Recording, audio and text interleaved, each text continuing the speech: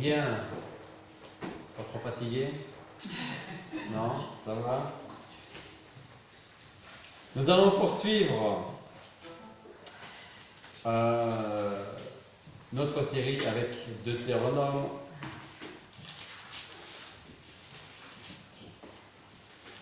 Nous allons retourner en Deutéronome chapitre 3.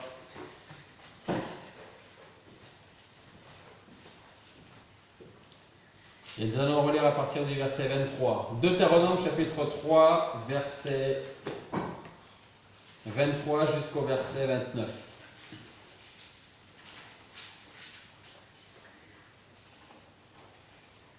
En ce même temps, je demandai grâce à l'Éternel en disant: Seigneur Éternel, tu as commencé de montrer à ton serviteur ta grandeur et ta force, ta main forte, car quel est le Dieu dans les cieux et sur la terre qui puisse faire des œuvres et des exploits semblables aux tiens?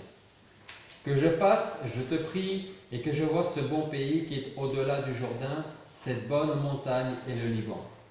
Mais l'Éternel était irrité contre moi et à cause de vous. Et il ne m'exauça point, mais il me dit: c'est assez, ne me parle plus de cette affaire. Monte au sommet du Pisga et lève tes yeux vers l'Occident et vers le nord, vers le midi et vers l'Orient, et regarde de tes yeux, car tu ne passeras point ce Jourdain. Mais donne tes ordres à Josué. Fortifie-le, encourage-le, car c'est lui qui passera devant ce peuple et qui les mettra en possession du pays que tu verras. Ainsi nous demeurâmes dans la vallée vis-à-vis de Beth-Péor. Prions. Père Céleste, nous voulons te remercier parce que tu nous donnes la possibilité ce matin de continuer l'étude de ta parole et à travers l'exemple de Moïse dans le désert, sa patience, à travers l'exemple d'Israël dans le désert, leur impatience, tu vas encore nous apprendre, Seigneur, combien nous avons besoin de dépendre chaque jour plus de toi. Alors nous te demandons de prendre nos cœurs, nos vies, de les garder entre tes mains et de nous diriger en toutes choses, Seigneur, de continuer à le faire et surtout à te laisser faire. Seigneur, bénis ta parole dans nos vies et parle-nous, dispose-nous favorablement. Et c'est en ton nom que nous te prions. Amen. Est-ce que vous pensez que Moïse était quelqu'un de patient?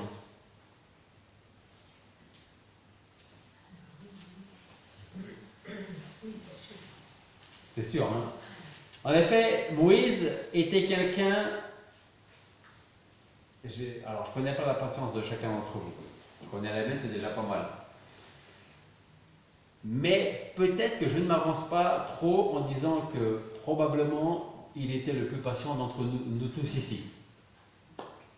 Parce que, comme je le disais, est-ce que vous vous sentez prêt, vous, à prendre quelques 3 millions de personnes dans le désert, en sachant qu'au début ça devait durer que quelques jours, voire que quelques semaines, et non pas 40 ans, pour conduire ce peuple et que vous n'alliez pas savoir en plus qu'il allait se réjouir parce qu'il partait, mais que très vite la réjouissance allait laisser place à l'amertume, à la colère. Mais pourquoi tu nous as fait sortir d'Égypte? Vous auriez dit quoi, vous, si vous étiez Moïse, et qu'on vous dise pourquoi, si j'étais moi parmi le peuple, si voilà, je vous disais pourquoi tu nous as fait sortir d'Égypte, vous m'auriez répondu quoi? Ben, t'as qu'à y retourner, ou alors c'est pas moi qui vous ai demandé de sortir, c'est vous qui demandiez à sortir d'Égypte, n'est-ce pas? Donc on a vu la semaine dernière, on a parlé du péché de Moïse. Qui était responsable du péché de Moïse? Ça, nous l'avons vu la semaine dernière. Et nous avions vu que seul Moïse était responsable de son péché. Pour sa défense, entre guillemets, je dirais qu'effectivement, il a été poussé à bout, au bout de sa patience, par le peuple, ce qui l'a poussé à désobéir à Dieu. Et qui dit désobéissance à Dieu, dit forcément péché contre Dieu. Il y avait cet autre point que nous allons voir aujourd'hui qui nous dit, c'était une question, Moïse, quand il a sorti le peuple d'Israël et quand il a conduit le peuple à travers le désert, nous avions dit que Moïse avait fait beaucoup de bonnes choses pour Dieu. il avait cette patience qu'il fallait pour conduire ces gens et les conduire pendant 40 ans dans le désert. Donc la question qu'on se posait, c'est du fait que Moïse a fait tellement de bonnes choses pour Dieu, est-ce que Dieu, malgré ce péché-là, n'aurait quand même pas pu le laisser entrer dans le désert pour toutes les autres bonnes choses? En fait, derrière cette question se cache une autre question qui serait la suivante. Est-ce que toutes les bonnes actions de Moïse ne peuvent pas gommer, effacer le péché de Moïse? Alors, quand je dis le péché, c'est ce péché en particulier. C'était quoi déjà ce péché en particulier? Voilà, à l'origine, le peuple arrive dans un lieu où il n'y a rien à voir. Il disait, il n'y a pas de figuier, on ne peut rien planter, ni figuier, rien. Et il n'y a même pas de quoi boire, ni pour nous, ni pour les animaux. Donc, on voit que Moïse et Aaron rentrent dans leur tente, se mettent à genoux, c'est-à-dire n'en peuvent plus. Presque, peut-être, ils auraient pu se dire qu'ils se dérouillent tout seuls. Nous, on s'en va. Et ceux qui veulent me suivre, qu'ils me suivent, et on s'en va. Et puis les autres, ils n'ont qu'à mourir dans le désert. Donc, il adresse cette requête, ce problème à Dieu, et Dieu lui dit, par rapport à l'autre, Dieu lui dit quoi? Il lui dit, tu prendras le tu parleras au rocher, c'est-à-dire un peu quelque part, prie, et moi, j'exaucerai ce que tu demandes et ce que le peuple attend. Donc tu parles au rocher et je ferai couler de l'eau du rocher. Et Moïse est à bout. Et il s'avère que il ne va pas parler au rocher, il va frapper 2 fois avec la verge le rocher. L'eau va quand même couler parce que Dieu est bon. Et le peuple, les animaux vont pouvoir boire. Mais le péché est là, quand même. Donc derrière cette question, il a fait beaucoup de bonnes choses. Est-ce qu'il ne peut pas quand même rentrer dans le pays promis? Se cache cette autre question qu'on retrouve dans le monde, et c'est ce qu'on va voir. Moïse a fait plein de bonnes choses pour Dieu. Est-ce que Dieu ne peut pas avoir une certaine balance et dire il y a plus de bonnes choses que ce péché-là? Humainement parlant, on pourrait dire allez, tu m'as désobéi, mais bon, vu ta patience, vu ce que tu as enduré à cause du peuple, c'est vrai que tu as péché, mais tu as péché à cause du peuple. Donc, tu as comment on appelle ça? Circonstances atténuantes, et je peux comprendre que tu aies péché parce que ça ne vient pas complètement de toi. C'est toi le responsable, mais tu es responsable à cause du peuple. Donc, à la limite, je vais peut-être plus punir le peuple qui t'a fait pécher toi plutôt que toi. Et vous savez, dans le monde, si vous avez déjà assisté à des obsèques, il n'est absolument, malheureusement pas rare, d'entendre la personne, le religieux, quelqu'un qui prétend croire en Dieu, dire de la personne qui est décédée, qui peut-être n'a jamais mis les pieds dans l'église, dans une église quelconque d'ailleurs, qui peut-être de son vivant disait « je ne crois pas en Dieu », mais qu'est-ce qu'on va se rappeler de la personne défunte? Qu'elle a fait de bonnes choses autour d'elle, qu'elle a été agréable, qu'elle a pensé plus aux autres qu'à elle-même. Et le piège se referme, dans le sens où elle a fait de bonnes choses pour les autres. Elle a aimé la personne, elle a aimé les autres. Donc, cette personne est aujourd'hui au ciel. Malheureusement, ce n'est pas comme ça que ça se passe. Pourquoi c'est pas comme ça que ça se passe? Regardez Éphésiens, regardez Deutéronome, on va aller en Éphésiens chapitre 2.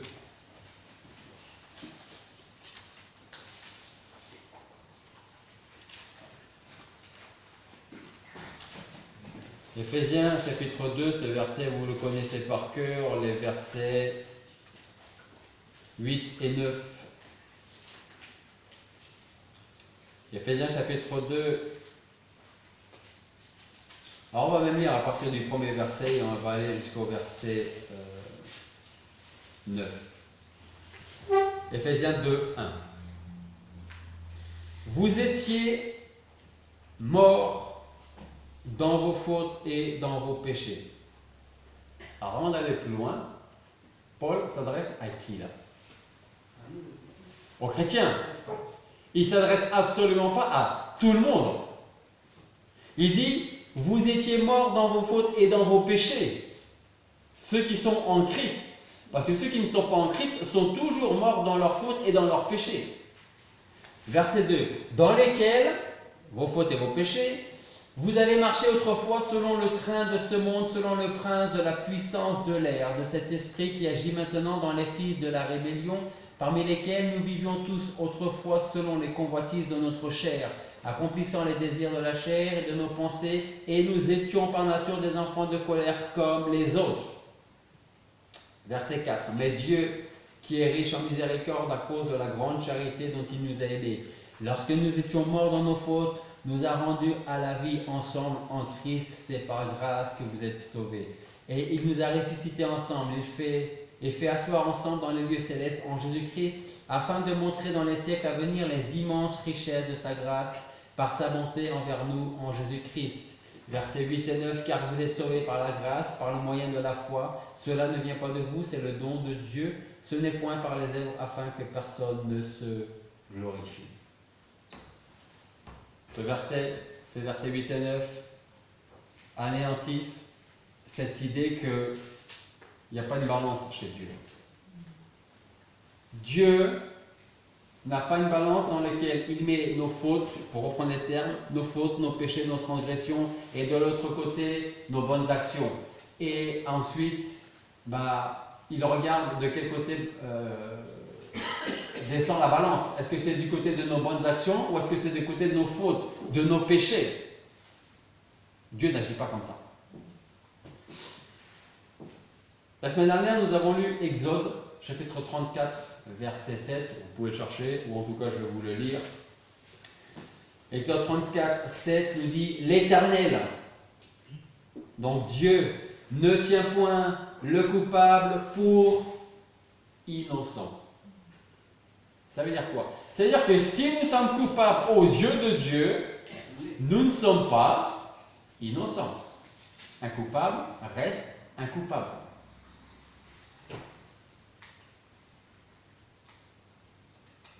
Pour beaucoup de personnes, nos bonnes œuvres peuvent nous permettre de gagner, d'hériter au moins la faveur de Dieu, pour nous laisser entrer dans son royaume. Et ça revient à cette question. Moïse a fait beaucoup de bonnes choses pour Dieu. Est-ce que Dieu n'aurait pas pu oublier ce péché pour laisser rentrer Moïse dans le pays promis? Quitte à ce que le jour où Moïse meurt, eh bien Moïse rende compte de ses actes et de ce péché et des autres au moment du jugement.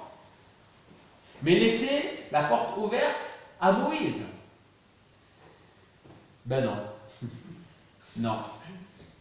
Il y a un autre passage que nous avons vu la semaine dernière, qui se trouve en Romains chapitre 6, verset 23, qui nous dit que le salaire du péché, c'est la mort. Alors ce verset 23, il n'y a pas que ça dans le verset 23. Mais vous avez vu comment le verset 23 commence? Il commence par ce qui est négatif, par la mauvaise nouvelle.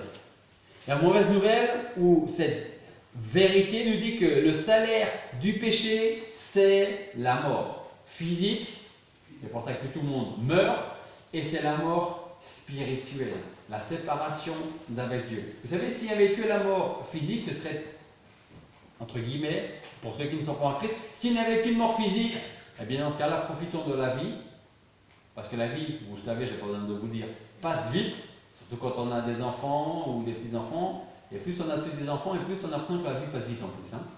Donc, s'il n'y avait que la mort physique et rien après, ce serait le moindre des maux. Mais ce n'est pas comme ça que ça se passe. Ce n'est pas la vérité. La vérité, c'est qu'il y a effectivement la mort physique, mais que derrière, il y a aussi ou la mort spirituelle, la séparation avec Dieu, ou passer l'éternité avec Dieu. Alors si Moïse n'a pas pu rentrer dans le pays promis, une chose est sûre pour lui, c'est qu'il est quand même dans le pays céleste. Et qu'un jour on va le voir. Alors, je ne sais pas à quoi il ressemble, mais un jour on le verra.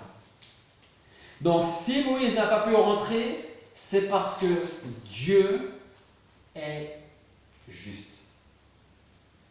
Et parce que Dieu est juste, c'est pour cela que Jésus-Christ est mort sur la croix. Alors pourquoi est-ce que Christ, en plus de ce que je viens de vous dire, pourquoi Christ est-il mort sur la croix? Une des premières raisons pour laquelle Christ devait mourir était de montrer la grandeur de l'amour et de la grâce de Dieu pour des pécheurs comme nous. Et vous savez, aujourd'hui nous sommes 2000 ans après Jésus-Christ. Moïse a vécu bien avant le Seigneur, mais ils étaient sauvés de la même manière. Eux attendaient la venue de Christ, nous vivons après la venue de Christ, la première venue de Christ.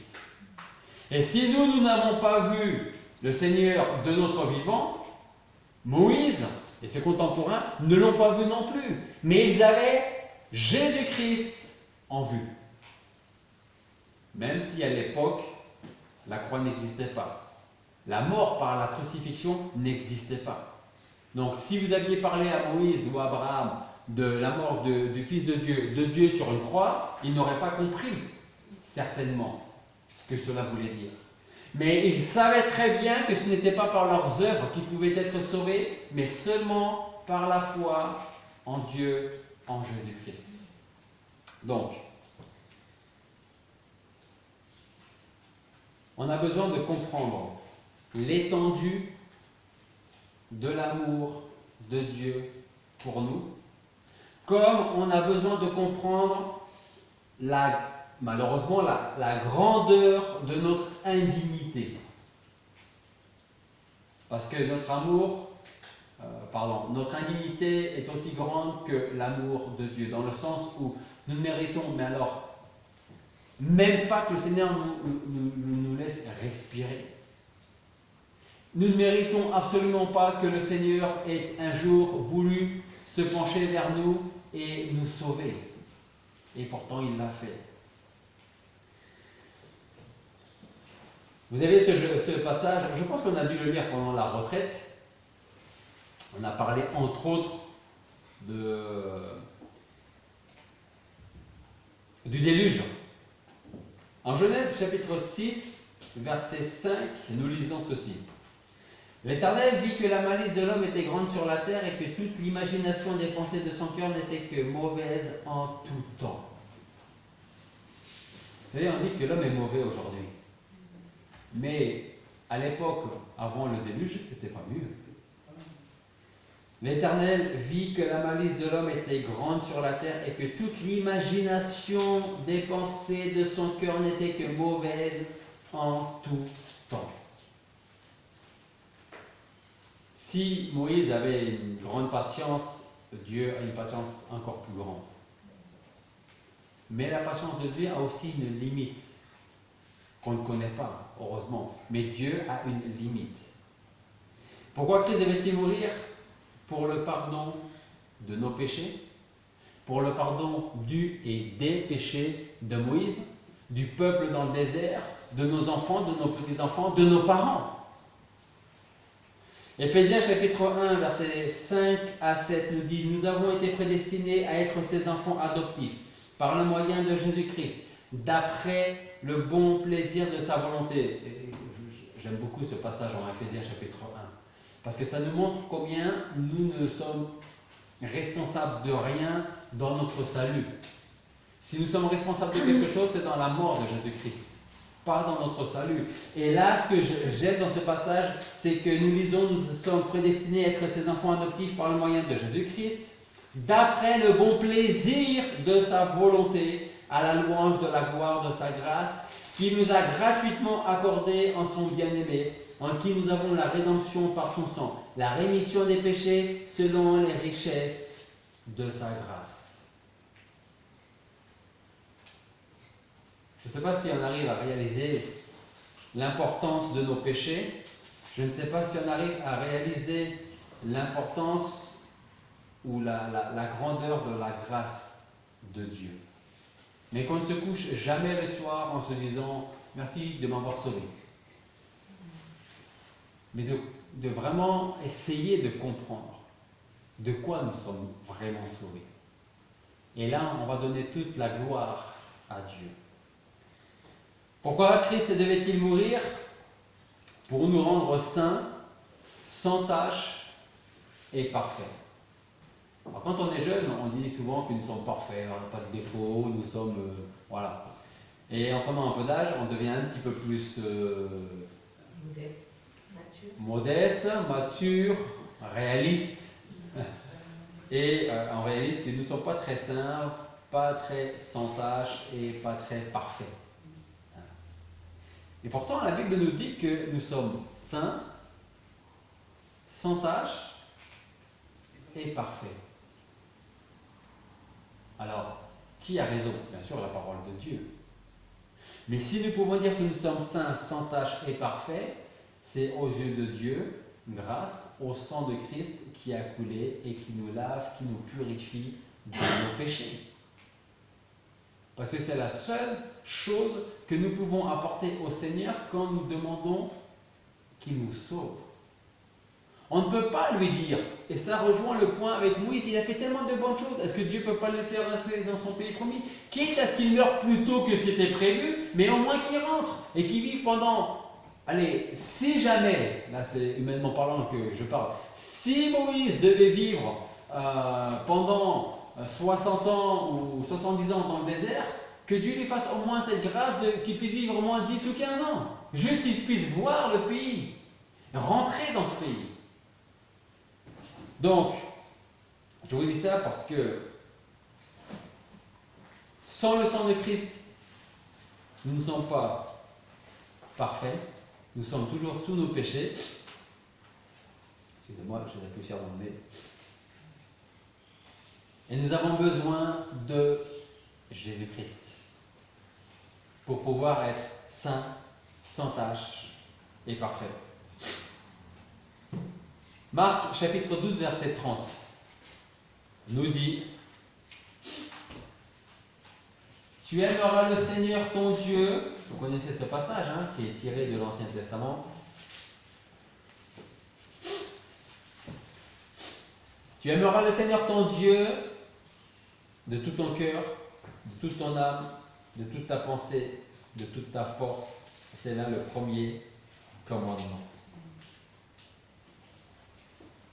Est-ce que nous allons réussir? Est-ce que même un jour nous avons réussi à aimer le Seigneur notre Dieu de tout notre cœur, de toute notre âme, de toute notre pensée, de toute notre force? Pas seulement de temps en temps. Ça, c'est ce que nous devrions faire jour après jour, après jour, après jour. C'est-à-dire, pour rejoindre un petit peu l'étude, ça veut dire pas de mauvaise colère. Parce que si on a une mauvaise colère, on peut difficilement aimer le Seigneur de tout notre cœur, de toute notre âme, de toute notre pensée, de toute notre force.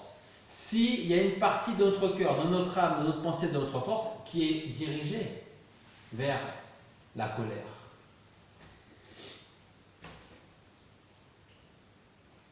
Colossiens chapitre 1, versets 21 et 22 nous dit aussi. Chapitre 1, Colossiens 1, versets 21 et 22. Vous aussi qui étiez autrefois éloignés et ennemis par vos pensées et vos mauvaises œuvres, il vous a maintenant réconciliés dans le corps de sa chair par sa mort, pour vous présenter devant lui saint, sans tache et irrépréhensible, par le sang de Jésus-Christ. Alors il y a un passage que j'aime beaucoup, je vous invite à regarder, c'est Romains chapitre 8, verset 1. Et ce passage, comme Éphésiens chapitre 2 d'ailleurs, s'adresse à ceux qui sont en Christ, c'est-à-dire sauvés. Ceux qui peuvent dire Jésus-Christ est mon Seigneur et mon Sauveur. Il est mort pour moi, il a été crucifié, enseveli et il est ressuscité pour moi qui suis pécheur. Et Romains chapitre 8, verset 1, nous dit que pour ceux qui sont maintenant en Christ, eh bien, il n'y a maintenant aucune condamnation pour ceux qui sont en Jésus-Christ, qui marchent non selon la chair, mais selon l'Esprit.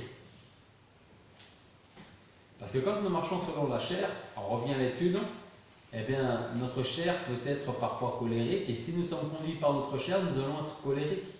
Si nous sommes conduits par la chair, nous serons conduits par les mauvaises pensées de notre cœur, de notre âme. Mais si nous sommes conduits parce que nous marchons par l'Esprit, alors nous allons vivre d'une meilleure façon pour le Seigneur. Il n'y a maintenant aucune condamnation pour ceux qui sont en Jésus-Christ. Pourquoi Christ devait-il mourir? Pour détourner la colère de Dieu, celle que nous devions recevoir. Si Dieu n'était pas juste, il n'aurait pas eu besoin pour Jésus-Christ de souffrir et de mourir.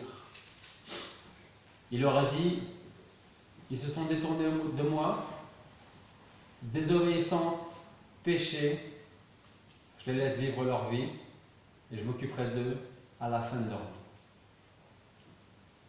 Mais Dieu est juste. Et parce qu'il est juste, il a lui-même pourvu à ce qu'il fallait pour que notre péché ne soit plus devant nos yeux.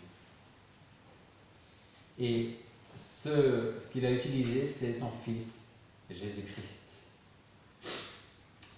Pourquoi Christ devait-il mourir? Pour nous réconcilier avec Dieu. Alors, dans le cantique, l'avant-dernier cantique que nous avons chanté,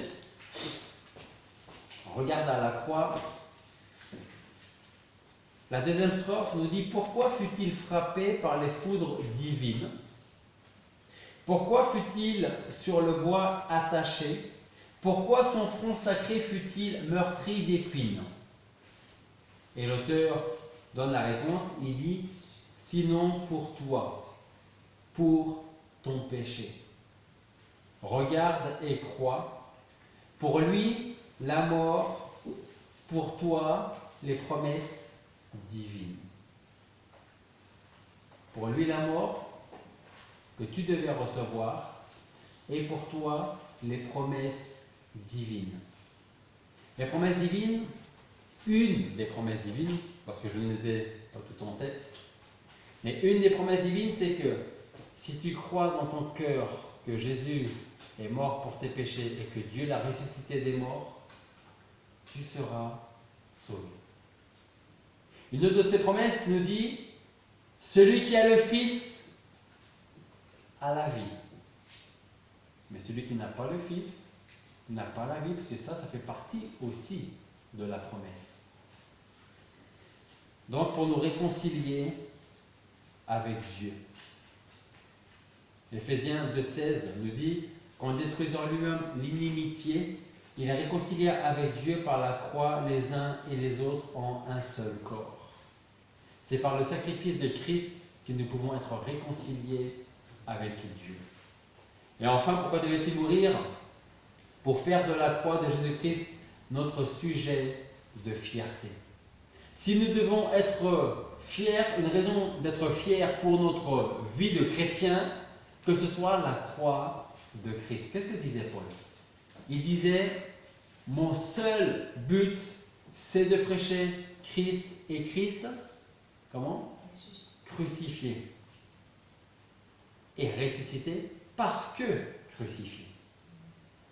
La seule vision pour Jésus-Christ, pour Paul, pardon, c'était la croix de Christ. Et d'ailleurs, je vous l'ai déjà dit, enlevez la croix de Christ et vous enlevez le christianisme. Le christianisme ne tient plus. On a parlé durant la retraite de ce fameux chaînon ou de ces fameux chaînons manquants dans l'évolution. Et si vous ne trouvez pas le maillon manquant, le chaînon manquant, ça ne tient plus la route. Cette idée d'évolution. Et bien pour le christianisme, c'est pareil. Pour notre foi, c'est pareil. Si vous enlevez la croix de Christ, à quoi sert notre foi? à rien. Et le christianisme n'a plus aucune raison d'être. Paul disait donc en Galates 6,14, il dit: quant à moi, qu'il ne m'arrive pas de me glorifier en autre chose qu'en la croix de notre Seigneur Jésus-Christ, par laquelle le monde est crucifié pour moi et moi pour le monde.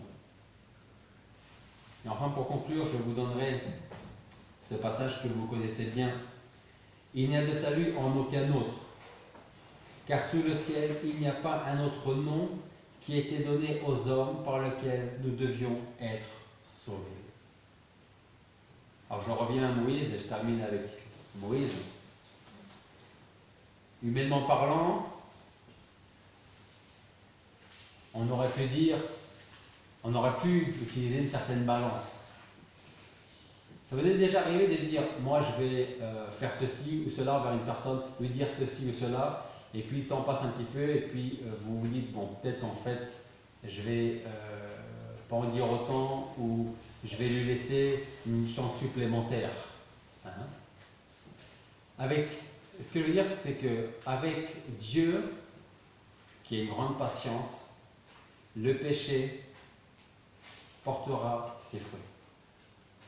Quand il y a une désobéissance, dans le cas de Moïse, quand ça peut être le cas chez nous, ou toute autre transgression de la loi, des commandements de Dieu, forcément, on va en manger les fruits. Forcément. Alors, que nous puissions enlever de notre esprit cette idée qu'il n'y a pas une balance devant Dieu qui dit: d'un côté il y a les péchés, de l'autre côté il y a les bonnes choses que nous avons faites. Ça marche peut-être dans d'autres philosophies, dans d'autres religions, mais pas dans le Dieu vivant, pas dans le Dieu souverain qui a donné son Fils pour que nous puissions être sauvés. Il n'y a pas de balance. Ce n'est même pas biblique. Et Dieu merci, heureusement. Il n'y a pas de karma. Hein? Il n'y a pas de karma. Il n'y a pas de karma, exactement. Il n'y a pas de karma. Hein? C'est pour cela que nous avons besoin de nous tourner vers Jésus-Christ. Donc, Moïse était responsable de son péché, il l'est toujours, de ce péché en particulier, poussé malheureusement pour le peuple. Donc, je reprendrai ma conclusion de la semaine dernière, que nous ne soyons pas à notre tour une occasion de chute pour d'autres personnes. Et que si d'autres personnes peuvent être pour nous une occasion de chute, alors sachons nous détourner au moins durant un moment de cette personne qui risque ou de nous pousser à bout, ou d'une manière ou d'une autre de nous faire pécher. Parce que nous serons responsables de notre péché. Et nous devrons rendre des comptes à Dieu. Prions. Père Céleste, nous voulons te remercier parce qu'avec, une fois de plus, l'exemple de Moïse, tu nous montres combien tu es juste. Et combien, non seulement lui, mais aussi, et presque, j'ai envie de dire surtout nous, combien nous sommes pécheurs. Oui Seigneur, tu nous as aimés au point de donner ta vie sur la croix pour nous, pour ensuite être enseveli et ensuite pour être ressuscité. Merci parce que c'est ton sang qui nous lave de nos péchés, qui nous purifie. Merci pour cet amour immense que tu as pour nous et que tu auras et que nous pourrons partager, vivre pleinement quand tu viendras nous chercher. Seigneur, aide-nous à être, comme nous l'avons dit durant cette retraite, des chrétiens engagés, des chrétiens qui ne sont pas seulement chrétiens de nom ou le dimanche.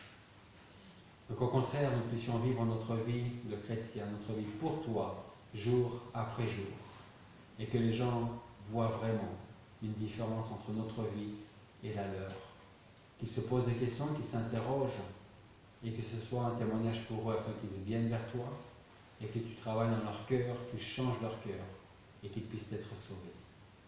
Merci encore pour ta parole vivante et efficace, pour ton salut en Jésus-Christ, ton amour et ta patience envers nous. Et c'est en ton nom que nous te prions. Amen.